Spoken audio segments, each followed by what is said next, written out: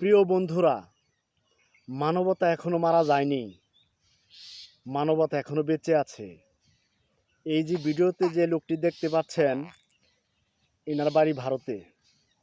ইনি খুবই ভালো লোক, অনেক টাকা পয়সার মালিক। তাই উনি অবশ্যই সিদ্ধান্ত নিছে গরিবের কাছে যাবে এবং গরিবকে সর্বোচ্চ সহযোগিতা করবে। খুবই ভালো একটা কাজ। আমাদের দেশে অনেক মানুষ ধনী ব্যক্তি আছে, কোটিপতি আছে, মিলিয়ন মিলিয়ন টাকা আছে, কিন্তু গরিবের পাশে দাঁড়ায় না।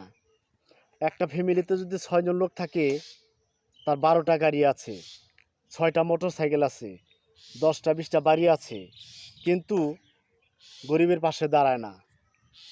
তারা পাগল, আরও টাকা হোক, আরও ধনী হোক, এমপি হব, মন্ত্রী হব, গরিব মানুষকে ঠকিয়ে।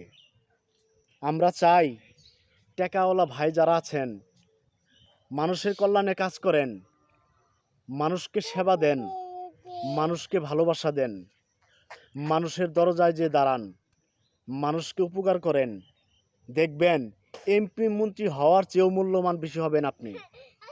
সারা পৃথিবীর মানুষ আপনাকে চিনবে, সারা পৃথিবীর মানুষ আপনাকে চিনবে। কথাটা মনে রাখবেন। তাই বলবো, এমপি মন্ত্রী হলেই জনগণের পাশে দাঁড়ানো যায় না, মানুষের